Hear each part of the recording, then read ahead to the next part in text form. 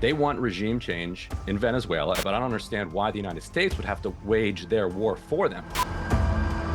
And I'm most interested in chasing the money and the organizations down that are building apartments in Medellin and buying apartment buildings in Miami. Why are migrants coming to our shores? It's because of the coup program that virtual ambassador and coup manager Jimmy Story oversaw, which brought Venezuela's economy to its knees by 2020, reversing all the gains they had made when Hugo Chavez slashed extreme poverty by 50%. Well, apparently I forgot to wear my tinfoil hat for the panel today. At least 80 people have been killed in 21 separate US strikes on Venezuelan boats, the most recent of which came only this weekend. The White House says they're trafficking drugs to the United States, although we only have their word for that. And whatever the purpose of the strikes, it's very clear that something big is happening. The US has sent the world's biggest aircraft carrier to the Caribbean Sea, where it joins a whole fleet of warships in the biggest military build-up there for almost 40 years. Venezuelan dictator Nicolas Maduro has urged Trump to change course and channel John Lennon instead. Peace, peace, peace. Hacer todo por la paz. Como decía John Lennon, ¿no? Alfred Nazaret, ¿cómo era la canción de John Lennon? Imagine us people. Mira, son jodedores, vale.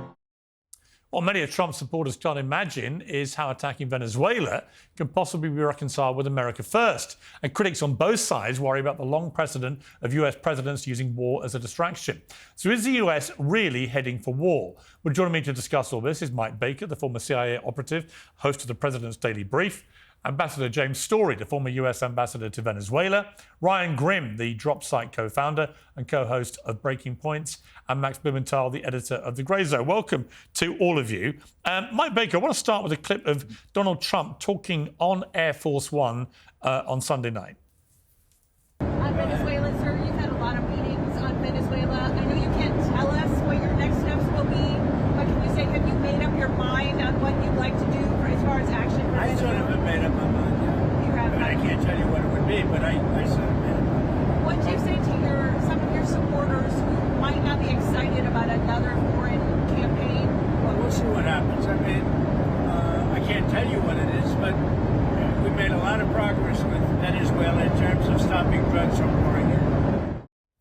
Well, to go with that, US Secretary of State Marco Rubio issued a statement on Sunday announcing that the US intends to consider the group Cartel de los Soles, a foreign terrorist organization from November 24.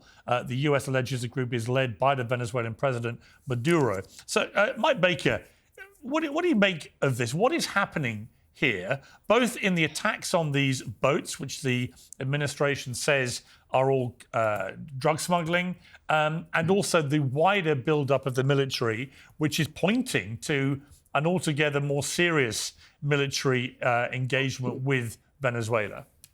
Yeah, it's there's a lot of elements here. There's a lot of moving parts, but I think what we're seeing is a couple of things happening at the same time. One, obviously, they've stepped up their counter-narcotics operations. I can't speak to the legality of all of this, the legal issues that surround knocking these vessels out of the water and killing over 80 people.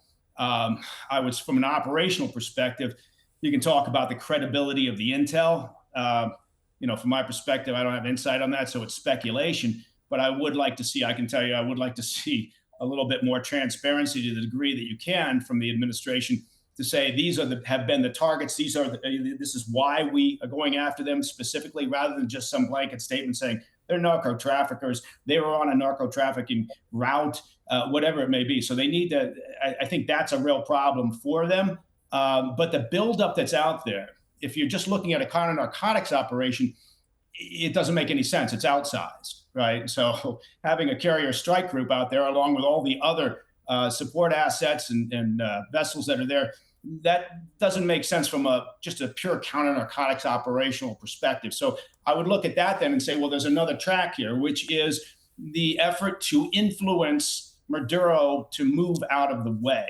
And, again, it's speculation as to whether they intend to get, involved in a kinetic effort on the ground inside Venezuela to actually affect regime change, or whether they're saying, look, we think we can exert enough pressure to create change internally. Maduro either deciding to step down, I don't think that's going to happen, or his closest advisors or the senior military telling him that's going to happen. Okay, Ryan Grimm, you posted Cartel de los Sols is the most obvious CIA made-up name for a cartel ever. No cartel names itself like that. This is a Langley creation, so finding a leader shouldn't be hard. Explain what you mean. So the CIA is based in Langley, so that's what I mean. Now, if I was being a little obscure there, if they want to find out, who's responsible for creating this cartel, just pull out your Waze or your GPS and find your way out to CIA headquarters. I think Max could probably tell you more about the specific details of how this cartel came about, but it was effectively this bizarre creation where you've got the Defense Department, the CIA involved in some counter. They're trying to basically overthrow a government, and they need some narco terrorists for whatever play they're using, and so they kind of fabricate this cartel of the sun and call it cartel of the sun. It's like, what are you even doing? No, this is not even serious.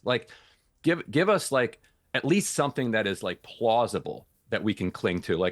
What happened to the days where you're okay, maybe Saddam Hussein at one point did have weapons of mass destruction. He didn't then, but at least it's plausible. There's so little respect for the American people now that when they're trying to march them into war, they don't even give them something that they can even pretend to believe. So what do you think they really want to do here? Well, I think the Rubio wing, and I think we need to distinguish between President Trump and Rubio in this case. Rubio has been boxed out of Ukraine, has been boxed out of Gaza. So he's got his little Caribbean sandbox here. And what he is doing is playing out the fantasies of the Cuban right over the last couple of decades. And they want regime change in Venezuela, and they think that that'll have the knock-on effect of creating regime change back in Cuba. That's fine if the Cuban right wants to do that, but I don't understand why the United States would have to wage their war for them. The same kind of pressure was applied to President Obama when it came to Libya. And unfortunately for us, for Libya, for the region, Obama capitulated to that. And we now have this disastrous situation that the entire world is living with. I think Trump is aware that this kind of attempt to just decapitate a regime is likely to lead to another Libya situation. And so far, I think Trump actually deserves credit for standing up to this war hawk wing. And in fact, if he does stand them down and resist a war, I'd almost say you would give him credit for stopping a war, because to have a hawkish element, this committed to regime change and to be able to stop that, even as president, is not that simple. Ambassador Story, I don't think politically that Trump is in a great place right now with his base because of the Epstein scandal, because of the Israel-Hamas war.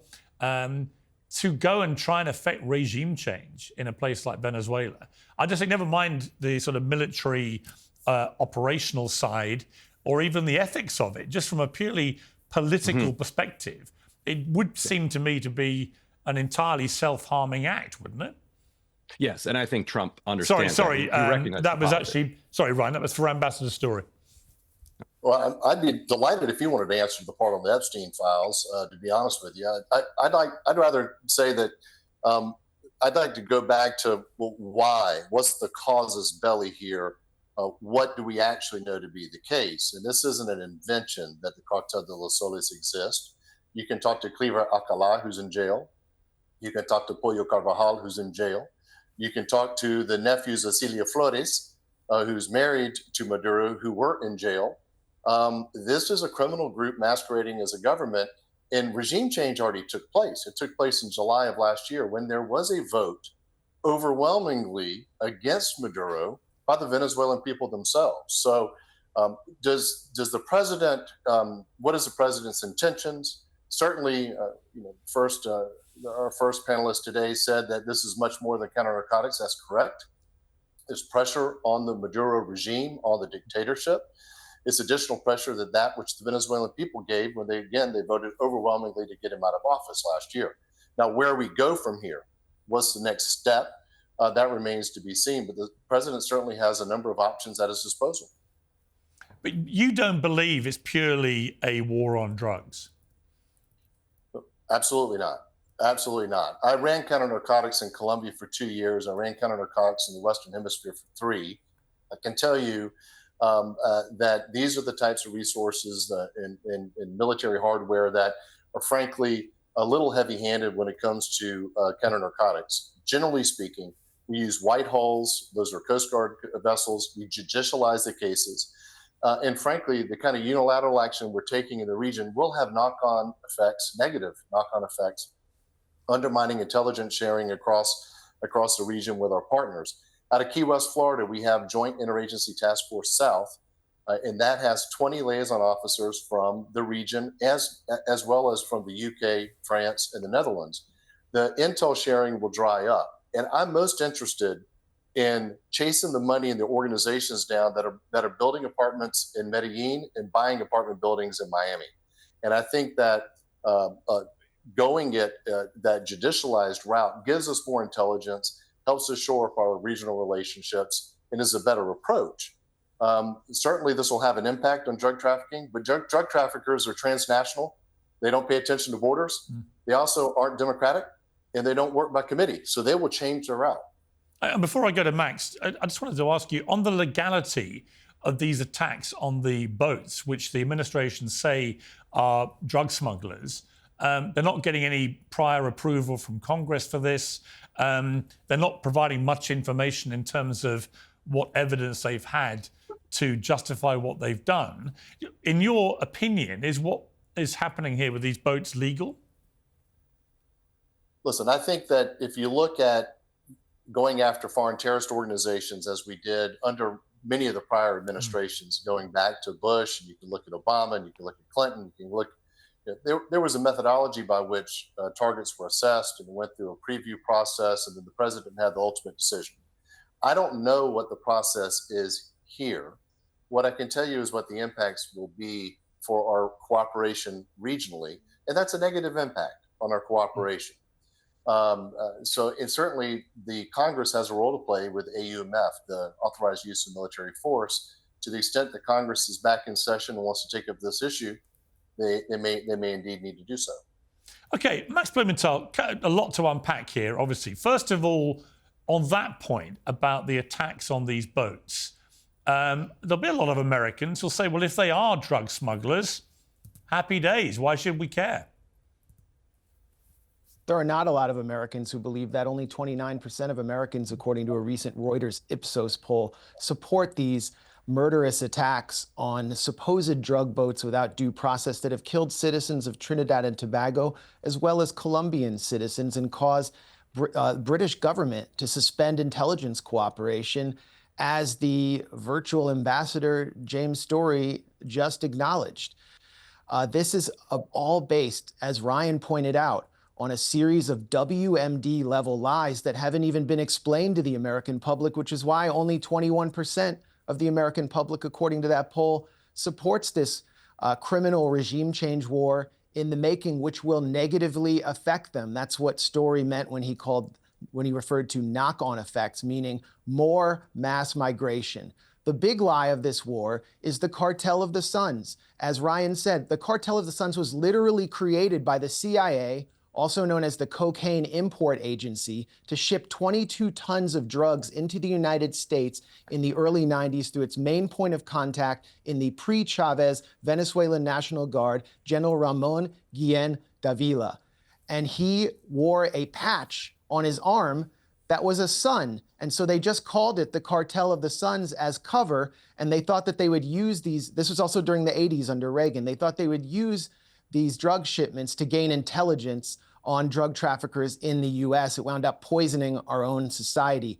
The CIA, for doing that, should be classified as a narco-terrorist organization. Then there's Tren de Aragua, the supposed gang that Nicolas Maduro is said to control by the Trump administration. That's another WMD-level lie that US intelligence exposed in a declassified April report from this year. And you know what happened?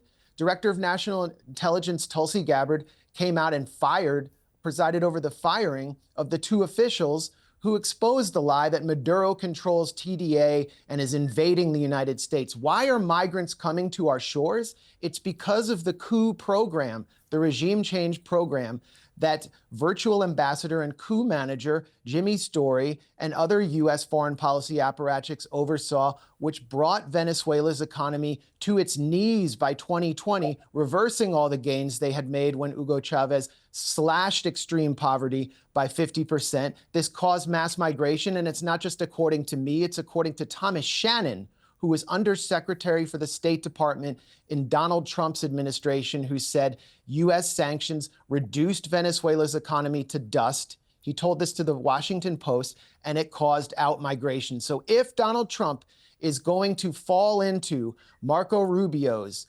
selfish Gusano games, we are going to see another massive wave of migration to the U.S.-Mexico border. And whether you're on the right or the left, you do not want that, and you cannot fall for another WMD series of lies that will produce a Libya in the Western Hemisphere. Okay, Mike Baker, your response to that? Well, apparently I forgot to wear my tinfoil hat for the panel today. There's nothing I can say that it's going to change Max or Ryan's position. I've talked with folks like this before who, great. I don't know where to go with that. I would say that, from my perspective. Well, what do you know about what the CIA did? The problem here is, as usual, is a lack of transparency. And whether it's from the Trump administration or a previous administration, I am a big proponent of transparency here on something like this. This is a serious matter, right? I'm also a big proponent of counter-narcotics operations. I spent a lot of time in the drug wars. And one thing that I think we need to insist on from the current administration is more explanation, right? I'm not comfortable saying with a blanket authority that, yeah, sure, we're going to trust the credibility of the intel on these various targets. I'm not talking about legality. I'm not going to go into the things that Max and Ryan are talking about, because from my perspective, that just lends it credibility if I try to refute that. It's like, when was the last time you beat your wife, Senator? So I think, I would argue that there's two things happening here. They're operating on a dual track. They are going after narcotics. This ambassador is absolutely correct. Colombia has already shut down intel sharing. This will have ramifications that I don't think the State Department or the White House understand. And I think at the same time, they are pressuring. There's no doubt about it. Look, are they after regime change? Sure. That should not be a goal here. I think if we can pressure internally the advisors around Maduro to say it's time for you to step down, that would, in fact, I don't know whether Max and Ryan agree with me, but that a change in government in Venezuela, I'm not saying regime change, I'm just saying if Maduro stepped down, that would be a wonderful thing for the Venezuelan people, I think, unless they're big proponents of the form of socialism that Maduro is pushing. Anyway, that's what I got.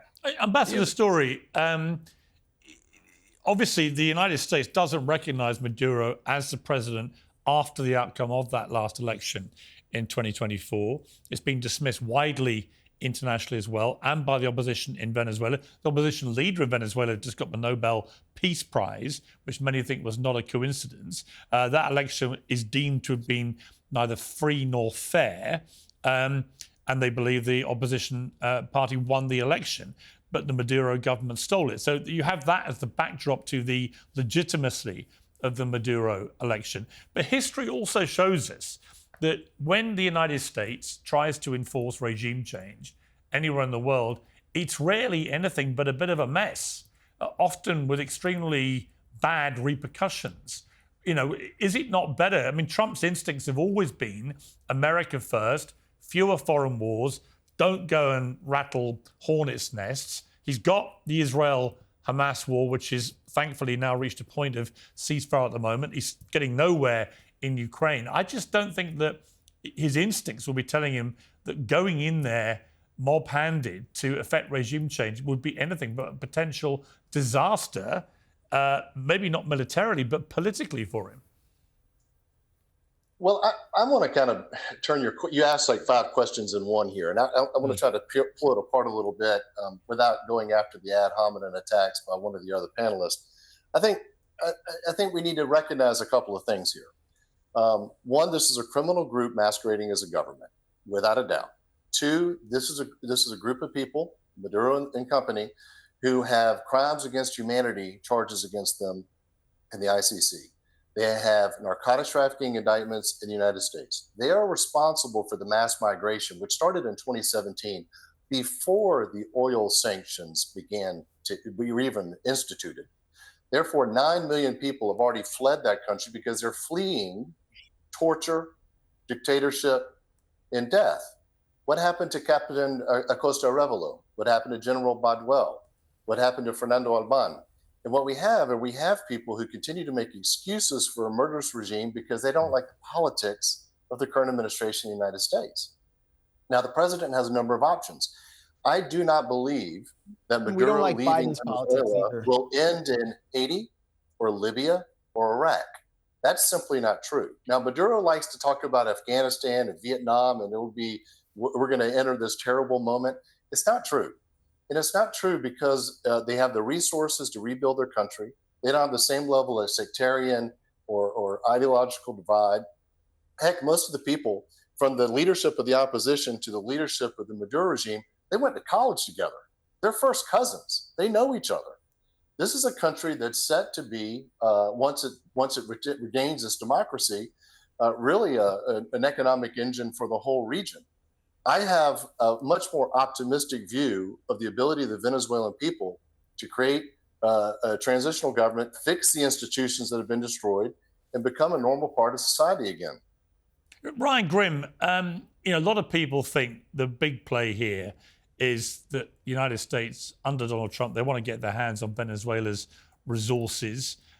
Max actually posted on X last week, Trump has folded Dick Cheney's fake war on terror into Ronald Reagan's phony war on drugs to justify a war to steal Venezuela's resources. Do you share that view, that this is the bigger picture here? And how do you argue when you try and sort of argue against any action against Venezuela?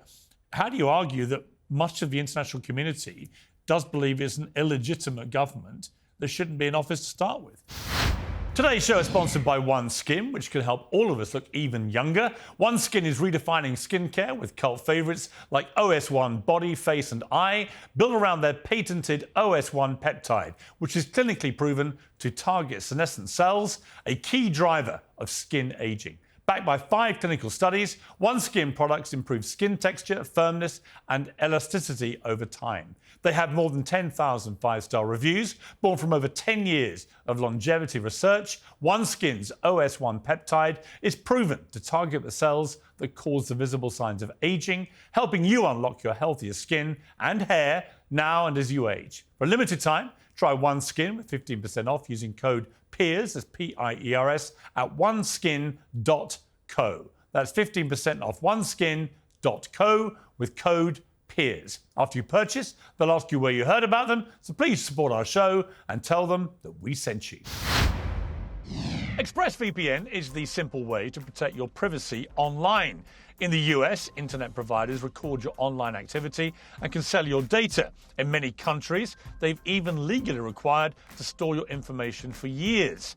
Along with millions of others, I use ExpressVPN to stop the tracking. It hides your IP address and it routes all your activity through encrypted servers to keep advertisers and scammers from accessing your data. You can choose the level of protection you need. The basic plan is just $3.49 a month, less than 12 cents a day. Right now, you can get an extra 4 months of ExpressVPN if you go to expressvpn.com/peers. To scan the QR code on the screen or go to expressvpn.com/peers to get 4 additional months of service. That's expressvpn.com/peers. Well, yes, I think Trump himself has been pretty transparent and open that the main objective here is Venezuelan resources, Venezuela, in particular, Venezuelan oil. I don't even think that he would deny that. I'm sure you ask him that directly, he'd be like, yeah, that's precisely it.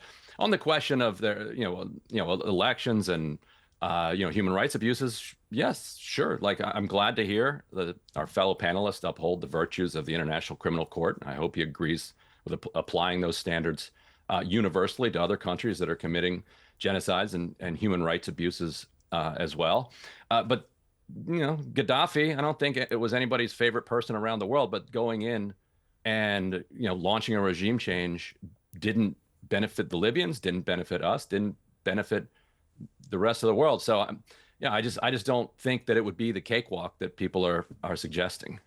Well, Max, that is certainly the concern, isn't it? I mean, if you look at actually a lot of the regime change that happened during that whole frenzied sort of Arab Spring period, a lot of unrest was caused by it. A lot of deaths came as a result of it.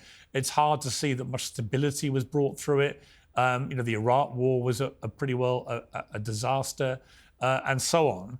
I can understand people's concerns that just barreling into Venezuela, whatever the reason, whether it's to affect regime change, whether it's because of the drugs, whether it's because of the oil, it's probably a bit of all of that. It could just turn out to be another quagmire.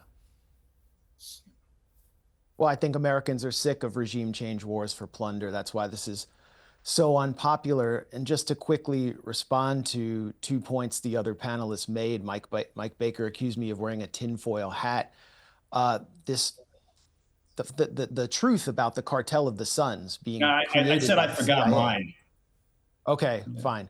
I just want to point this out for viewers. The truth about the CIA founding the cartel of the Suns to ship cocaine in the United States was exposed to a national U.S. televised audience by Mike Wallace on 60 Minutes in 1993, back when 60 Minutes reported on the CIA and not on behalf of the CIA.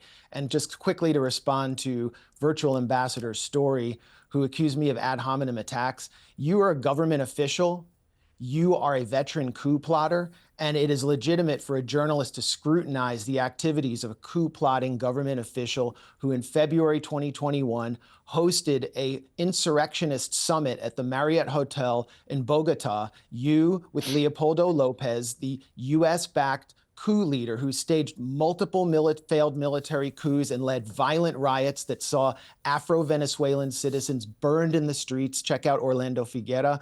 And Carlos Vecchio, the fake ambassador to Venezuela, who is actually the lawyer for ExxonMobil, which seeks to regain its control of Venezuelan fields. This is one of the most deeply anti-democratic opposition movements led by Maria Corina Machado, who has led several coup attempts in Venezuela.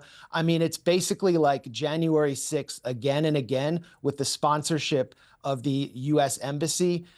Violent riots that have killed hundreds. I personally watched Maria Corina Machado attempt to take over La Carlota Air Base in Caracas while the U.S. was trying to ram aid trucks into Venezuela, which the Venezuelan opposition subsequently burned and blamed on Maduro. This is a corrupt opposition that stole millions of dollars from Citgo after the U.S. stole it from Venezuela. This is a corrupt opposition that has paid millions to U.S. mercenaries like Jordan Goudreau, who I interviewed, who has personally described to me what the real agenda here is, which was for Trump Incorporated cronies to get their hands on contracts and to plunder Venezuela's rich mineral wealth and oil.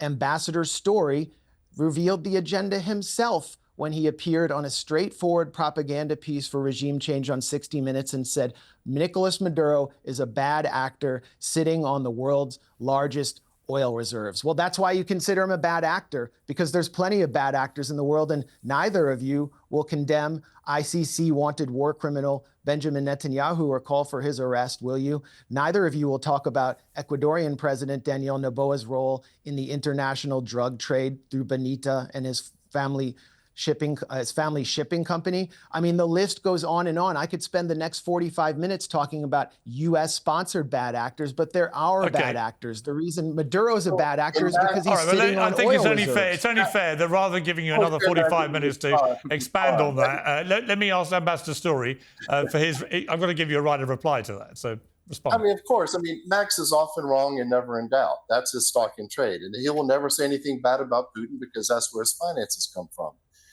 If you actually listen to what Did you just accuse me of being funded by Russia? I've been specifically Well, a talking U.S. about. official is lying about I've been me being specifically funded by talking Russia. about- I've been This is all they specifically have is talking about the lies. need for supporting This is all they democratic have is actors in the lies. country. Nobody wants to talk about Fernando Alban being thrown off the 10th story of the El Equate. Nobody wants to talk about Captain Acosta Arevalo clearly near death in court, begging for help. The human rights abuses, the killings, the destruction of institutions within Venezuela, and then you have this democratic opposition which has done everything. They've gone out into the streets and they've protested. They've run in elections. They've won elections. They've negotiated with military the dictatorship. coups. They've organized coups. At the end of all of this, they win an election, and that's still not good enough for people. So I'm going to stick with the Venezuelan people. And the Venezuelan people voted him out of office, and I believe he should be gone. Okay, Mike Baker, I want to play you a clip. This is Chris Murphy, the US Senator, on ABC when he was asked about this last week. Well, it seems pretty clear it's just an effort to distract people from the rising prices and from the Epstein scandal. No one wants a war with Venezuela to the extent they're claiming it has something to do with the drug trade coming into the United States. The majority of drugs don't come through the Caribbean. They come via a land route that the president is ignoring because he is so focused on this absurd, illegal military campaign against Venezuela. So I don't think he'll find much support amongst Republicans or Democrats in this country for it. And by the way, it's wildly illegal. The president can't start a war with a nation without a congressional authorization. It's just another sign of how out of control and how lawless this president is, and another signal to Democrats as to why we need to draw those firm moral lines in the sand right now to constrain his growing illegality. It's interesting, Mike Baker, to me to hear that, given that I don't remember Senator Murphy being quite so vocal when Barack Obama was dropping bombs all over the world or running what many consider to be illegal drone programs. So his insistence on congressional prior approval for this kind of thing seems to be singularly related to the Republicans. But given what he said there, do you believe there is perhaps an ulterior motive that Donald Trump wants to distract people's attention? This is a good way to do it? I mean, it's an enormously visible and costly way of doing it if that's the case. I'm not saying it's not. Look, I'm shocked that politics would play a role in here and that, they would be looking for a reason to beat on the Trump administration. Every party in power does the same damn thing. I would pick up on something that Ryan said that I agree with 100%. If anybody in the White House or anybody in the administration of the Pentagon or the State Department imagines somehow that a kinetic movement into Venezuela to affect regime change would somehow be a rather straightforward, they don't understand how complicated, how complex, and how messy something like that would be, right? So I go back to my original statement, which I suspect, and I don't know, but I would suspect that their strategy, if there is one within the White House on this issue, is to exert sufficient pressure to get an internal change. Again, I don't think it's going to come, as a decision from Maduro, but from people around him in one way or another. So I again, is that a form of regime change? Absolutely, right? Does it ultimately, as the ambassador mentioned, would that benefit the people of Venezuela? Well, one would hope so. I mean, they were once one of the wealthiest nations in the region, and now they're a basket case. I know that our other panelists say that that's because of U.S. actions. And certainly the sanctions have impacted the economy. There's no doubt about that. Again, I can only speak to the operational aspects of this, and the buildup there is outsized and doesn't make sense if all you're talking about is a counter-narcotics situation. And yes, there are multiple routes for narcotics coming into the U.S. I would argue that Mexico is target number one. If that's the problem, we should be going after that in a bigger way. Yeah, I don't think, though, to go back to your question, Piers, I'd have a hard time imagining that even the Trump administration, which sometimes seems operating in chaos, would look and say, you know what, we need a distraction from higher prices in the U.S. So, you know what, let's do a massive military buildup in the Caribbean. It seems like a bit of a stretch. Yeah, I would say that's probably right. We've got to leave it there. A fascinating debate. Thank you all very much. I appreciate it. Piers Morgan Uncensored is proudly independent. The only boss around here is me. If you enjoy our show, we ask for only one simple thing. Hit subscribe on YouTube and follow Piers Morgan Uncensored on Spotify and Apple Podcasts. And in return, we will continue our mission to inform, irritate and entertain. And we'll do it all for free. Independent, uncensored media has never been more critical, and we couldn't do it without you.